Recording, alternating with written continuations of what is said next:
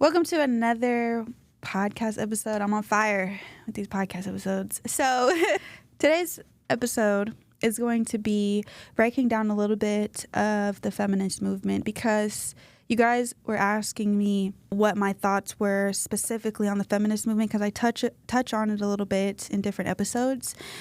And there's definitely agendas with the modern day feminist movement that's hurting and harming our men, that's hurting and harming marriages and why marriages are falling apart. And so I wanted to break it down in today's episode. And I have my notes on my little T-Rex notebook so that I don't get off track because I can go all over the place. But I wanted to specifically spend today's episode breaking it down. It's a lot of research, and I put different websites and studies that you guys can go find as well to fact check everything that I'm saying.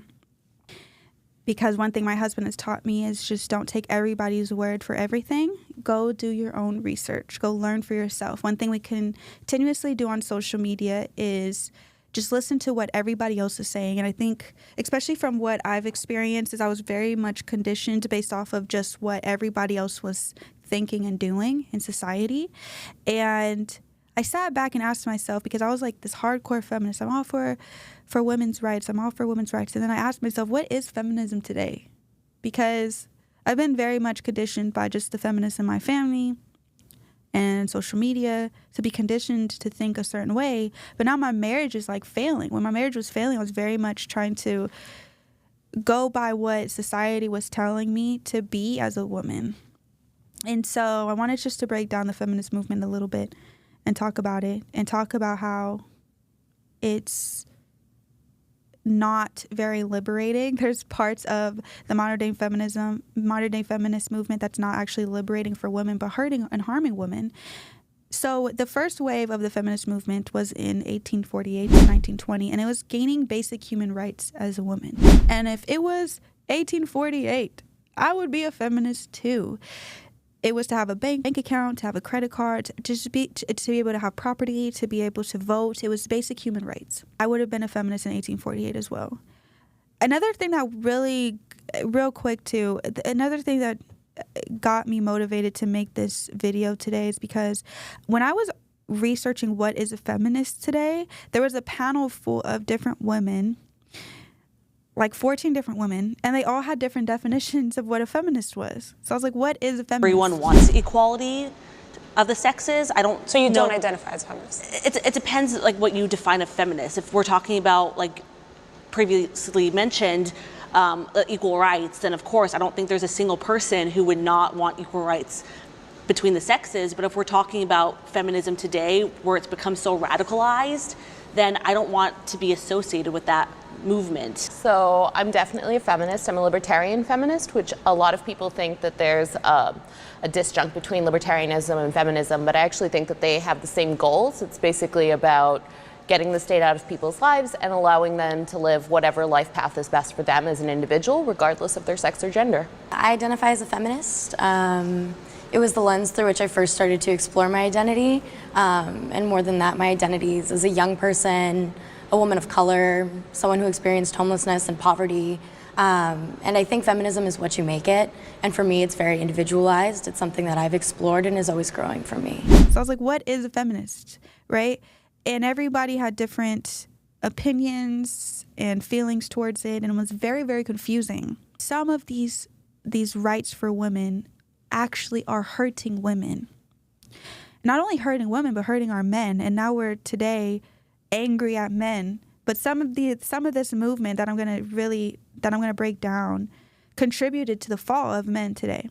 Second wave of the feminist movement was from 1963 to the 1980s, and it was the reevaluation of traditional gender roles in society. Today we see, after the feminist movement really pushed for all of us to be equal, well, now we see the effects of that, where a lot of women are very upset that men are acting like women, right? They're not acting like men. Now we're pushing for men to be in that gender role all over again. I kind of look at it as you want someone leading you into war, right? Someone is leading everybody else into war, and other people understand their position. Even in Game of Thrones, everybody understood at the table the role they played in society, and they respected it.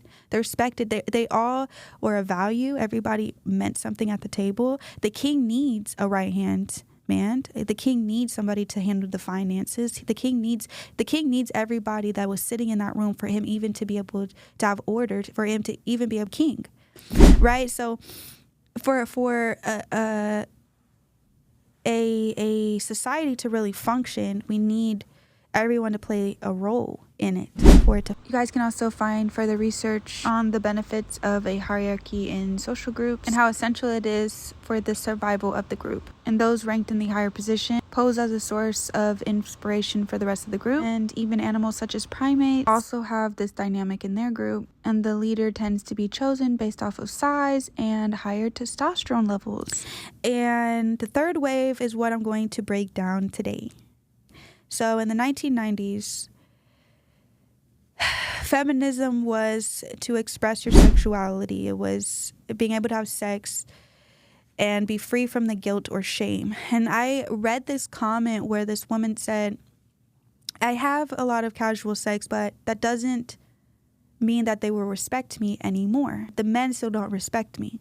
And I was like, that is so deep, and I want to unlock the layers with that. So what happened in the 1990s, the third wave and the fourth wave are both being able to express your sexuality. In the 1990s, they actually called it the spirit of rebellion stage. So let's talk about how this is hurting women. Being able to have sex like a man and this agenda that's being pushed is actually hurting and harming women. And because I love women, I think that even men having a lot of sex, not having any self-discipline sexually, hurts either parties, either genders. The more you have sex, studies have shown on either sides, the less you are willing to connect with a partner long term. You compare your past partners to the one you're with now. There's a lot that comes with having casual sex with different people as men and women. Studies have shown that women who engage in casual hookups are actually far more likely than men to experience regret and low self-esteem and depression, right? And you can look this up in Psychology Today or the University of Texas at Austin, and there's so many different studies that have shown that women who are engaging in hookups are dealing with more mental distress than men. And that's because studies have shown that women are at far greater risk when they are having sex. Women are far more likely to have permanent damage to their reproductive systems when they gain a sexually transmitted disease than men. Like, women have had to have whole uteruses taken out due to a sexual transmitted disease and being infertile because of a sexually transmitted disease. The risks and the impacts on women from having sex are far greater for women than they are for men. Not just that, but the elephant in the room, of course, is that a risk of a pregnancy. You're putting yourself at risk every single time you have sex with a man to get pregnant by them and carry their seed for 9 months, and to have to go through childbirth, which is you're putting yourself at risk for death. To die. Women die from childbirth. So there's far greater risks for women when they have sex than there are for men. Because it's a social norm to have casual sex now today, because of that part of the feminist movement, to be able to have casual sex, to be able to express yourself sexually, no shame. Now it's a society norm to have casual sex. And what's happened is the women that want to wait till marriage and have a certain standard, you're going up against, you're at a competitive disadvantage against the women that will have sex with the man at the first date. You're at a competitive disadvantage now because it's a social norm to have casual sex. They can actually get very beautiful women, very beautiful women who will have sex with them way sooner than you will, right? So it puts virgins or women who are withholding from sex at this disadvantage of, dang, maybe I should just have sex too, right? And now we are lowering our standards where men that don't even offer very much or would be good mating partners who will be able to provide and take care of the children, we'll still have sex with them. We're not pushing them to achieve more and be better and be able to take care of the family. Now I have to work while pregnant, and I could just go on. See, now my emotions get into it. I could just go on a spiel, and this is from experience myself. This is from just going through certain experiences and certain life experience where I just ask myself, this is not liberating.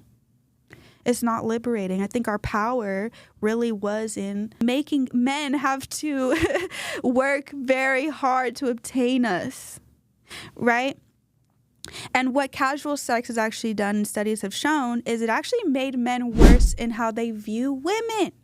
Casual sex does not equal respect, does not gain any type of respect. Part of the feminist movement today is by normalizing and promoting, sex work and OnlyFans work, and even being an IG girl. And I know I did this so much, I utilize this so much. If you're posting like really sexy content for the appeal of men to gain something, we're preying regardless on men's biological desire for intimacy and sex.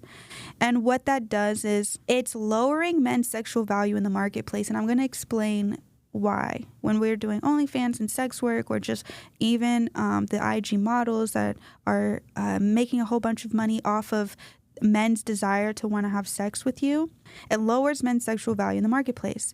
So before, a man's desire for sexual opportunity drove him to improve, achieve, and build bigger, right? Sex being withheld from men, it put them in a position where they literally had to want to improve, and they were competing against other men to be able to obtain the ability to be with a woman that they wanted, that they were attracted to as well. Because women had a whole bunch of options of phenomenal men. So you had to compete with other phenomenal men.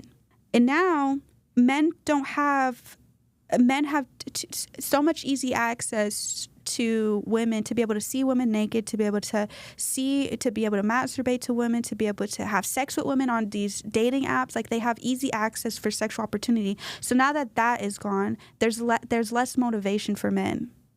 Right? They're not driven to get married. They're not driven to get a house. They're not driven to get a career. They're not driven to make more money. They're not driven to stand out. So now we have a society of less ambitious men because of the access to sexual opportunity.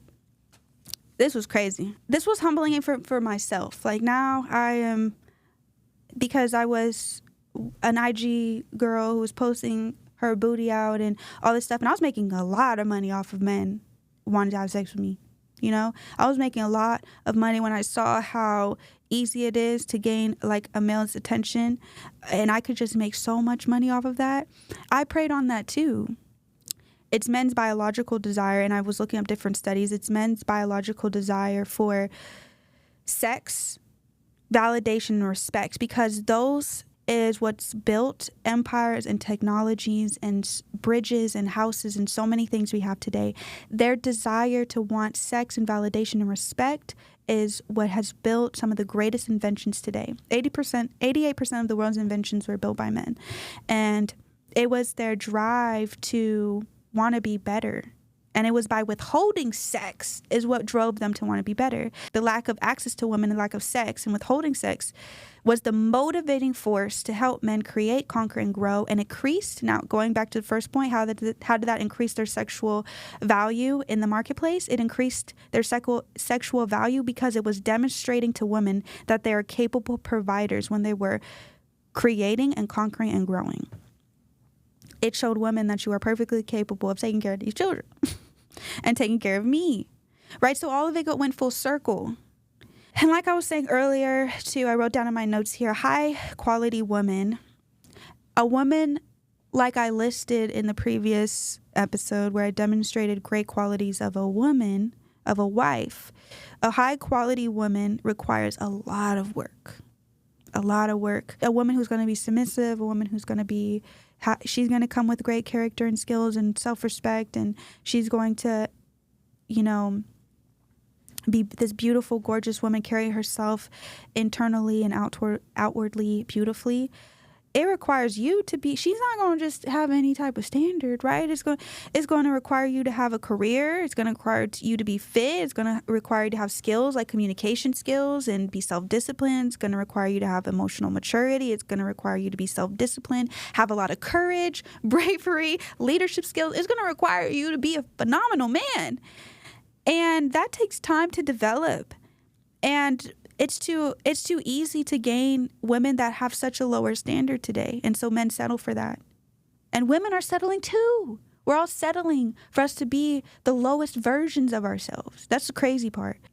For a man to require having a career, be fit, skills, maturity, self-discipline, courage, leadership skills, it takes time to develop into being that man and a whole lot of motivation, right? Such as limitations to sexual opportunity. That's a whole lot of motivation for men to get it together, right? And what's so sad, you guys, what is so sad is that the average OnlyFans subscriber, or even the average man on social media, right, following all the IG baddies, twerking on the gram, the average man that's signed to those things or on those platforms is 18 to 24, the prime growth and creation years for a man. So at the prime years that a man is supposed to grow and evolve and have this motivation to be the best version of himself, they're having such easy access to a whole lot of dopamine. And so they're not motivated. They're not ambitious. They're not motivated. They're not acquiring the skills that us women need in the long run. And we're figuring that out later in life when we've made it already with men who aren't ambitious, that don't have leadership skills, that aren't fit, that have no desire because we gave everything to them. We didn't motivate them. So our power, our superpower woman was withholding sex from men.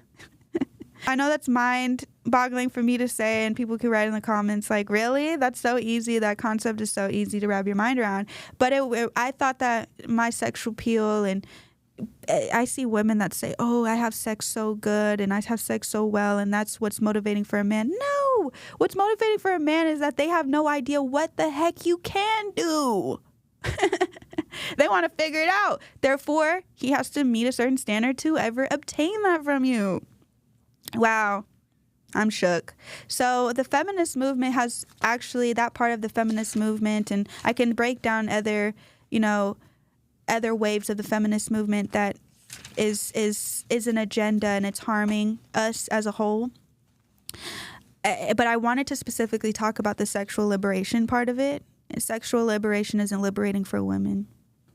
I want you guys to look up if you want to look this up down below, the Conversation US Inc. Since men are the motivating force for men before was sexual opportunity, so how are men mating now?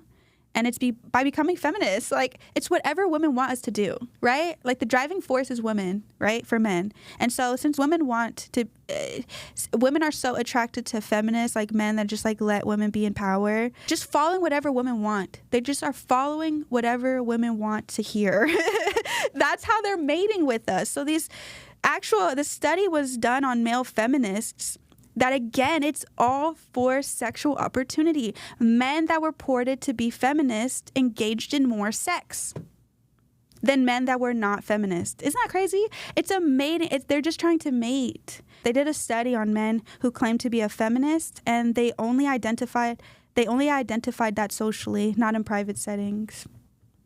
So they just did that socially so that they can mate with you. I just wanted to share that and see your guys' insights and your guys' opinions down below. And again, do more research. Everything that I state is just what I'm learning. So if you guys like my podcast, just go learn more. I'm just giving you guys kind of the surface level of what I believe in. And I want you guys to increase your knowledge. And if you guys like what I have to say, comment down below some more stuff. I'll keep reading on some more stuff. And subscribe to my YouTube channel so you guys and put the notification bell on so that you guys see when videos drop, and purchase my ebooks. I do one on how to magnify the king in your husband, so how to communicate with him. And I also did a book called I'm the Price at Who, which is a wife's guide to eliminate the spirit of ego and pride. So I have books for us women to really break free from certain certain conditionings so we can, enjoy marriage and enjoy family and enjoy relationships. So I hope you guys enjoyed this podcast episode today. Thank you for joining me.